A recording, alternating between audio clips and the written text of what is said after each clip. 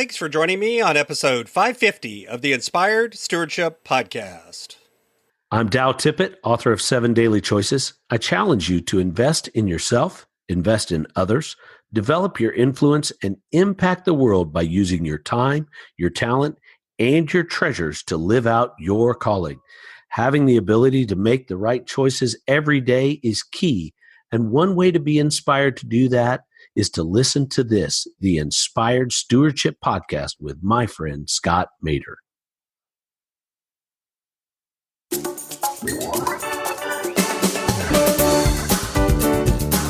Sometimes our foundation shifts. Sometimes those shifts come because of external events, medical or other life changes that suddenly create a very different situation for us. Sometimes they come from internal events. We thought we knew what was important to us in the future, and we began to build that life, and then we discover that something that we were getting is not what we wanted.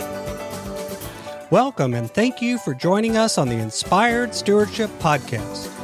If you truly desire to become the person who God wants you to be, then you must learn to use your time, your talent, and your treasures for your true calling. In the Inspired Stewardship Podcast, you will learn to invest in yourself, invest in others, and develop your influence so that you can impact the world. In today's episode about developing your influence through stewarding your treasures, I talk with you about building a financial foundation, why we often skip this step to build the future first, and why the future actually comes easier if you spend the energy and the time on building the foundation first. As we talk about stewarding your treasures, wouldn't it be great if you could support this podcast and do it without costing yourself an extra dime? Turns out you can. All you have to do is use inspiredstewardship.com/Amazon when you're ready to make a purchase via Amazon, and a small commission will come back to support the show. If you enjoy the show when you're ready to buy from Amazon, just use inspiredstewardship.com/Amazon. You know, when it comes to money, one of the things that happens is a lot of times we start trying to get the things that we want for our future before we're ready for them. And today I wanted to talk a little bit about building a financial foundation and what that looks like. You know, the most common thing that people will talk about when you think about a financial foundation is having an emergency fund. But the real truth is that's only a small part of the overall picture. When I talk about a financial foundation, even before we get to the practical side of how much money do I need for an emergency fund, what kind of things do I need to set up for sinking funds, what am I doing for investing for the future, all of these sorts of foundational questions, do I have insurances in place and all of that? Before you even get there, you have to begin to think about a deeper foundation. Do you have a mindset and a set of habits? And do you have the behaviors and the routines and the systems and the processes in place that allow you to really identify your values, identify your priorities, and then live those out in your day-to-day money? Have you done the deep examination of what's important to you and what's important to your spouse or your partner so that you can get into alignment and be working together? Even before you get to the basics of do you have an emergency fund or not, you've got to know what's important and know what your mindset and your beliefs and your goals and your habits are. And quite frankly, sometimes that's the harder part. Because the truth is, oftentimes with everything that comes at us from outside, we get all of these conflicting messages about what's important, and we end up getting distracted, and we're just rushing from thing to thing. You know, it's eat, go to work, rinse and repeat. You just do this over and over to have the things that society tells you are important, which may or may not actually be the things that you think are important. And we get out of alignment, and we get twisted into a mess. And then we have to struggle to actually tear down what we've built so that we can then lay a foundation in place. A lot of my financial coaching clients, come to me, and this is what's happened to them. They've done the things that they thought were important. They've worked hard. It's not like they're foolish people or stupid people or lazy people or anything like that. They've done what they're supposed to do. They've gotten a job. They've had their kids. They've gotten married. They've done all of the things that good Americans are supposed to do. And along with that has come things like debt. Along with that has come things like a misalignment to what they really think is important. And so they begin to have this nagging sense that things are not the way they should be.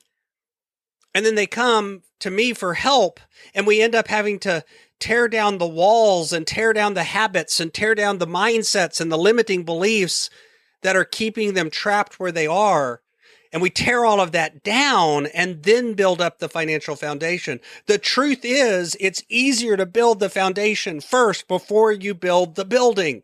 Otherwise, you end up trying to slip the foundation underneath it, and all you do is make a mess.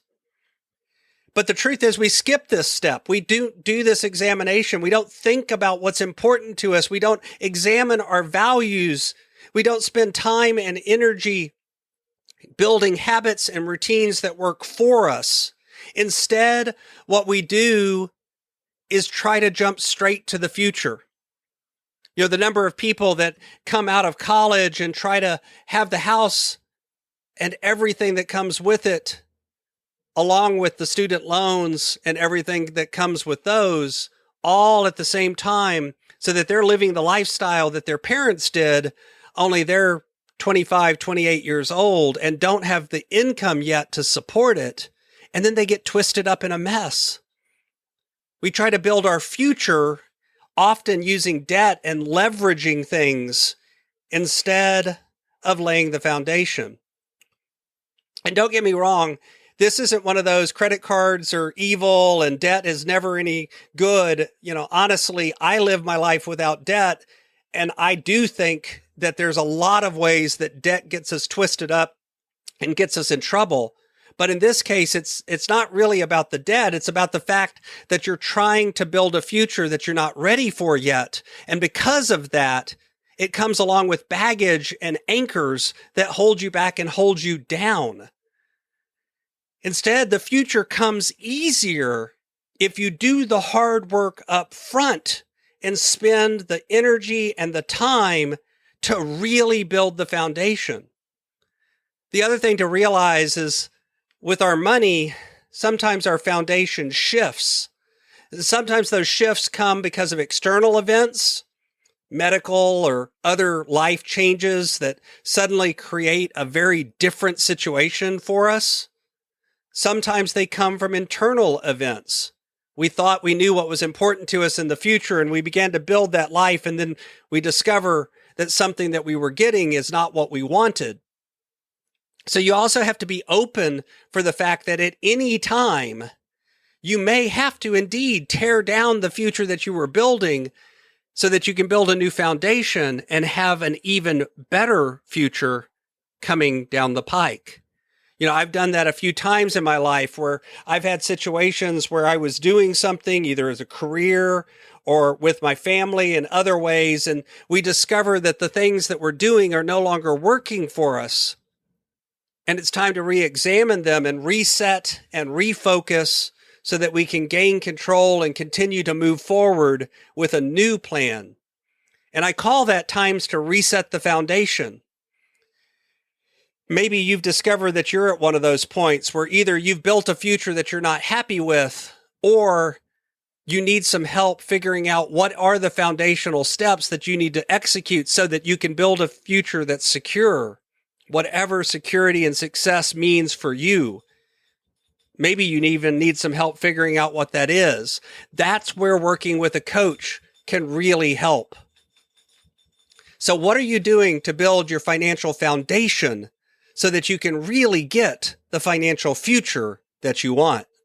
Thanks for listening.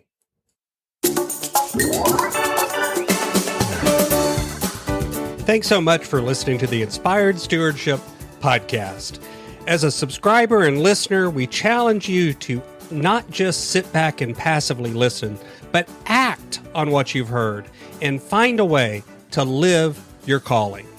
If you like this episode on the stewardship of treasures, you can sign up for our treasures tips by going to inspiredstewardship.com/treasures or text in the U.S. 44222 treasures tips. And we'll send you 5 weeks of our best tips on stewarding your treasures. Until next time, invest your time, your talent, and your treasures. Develop your influence and impact the world.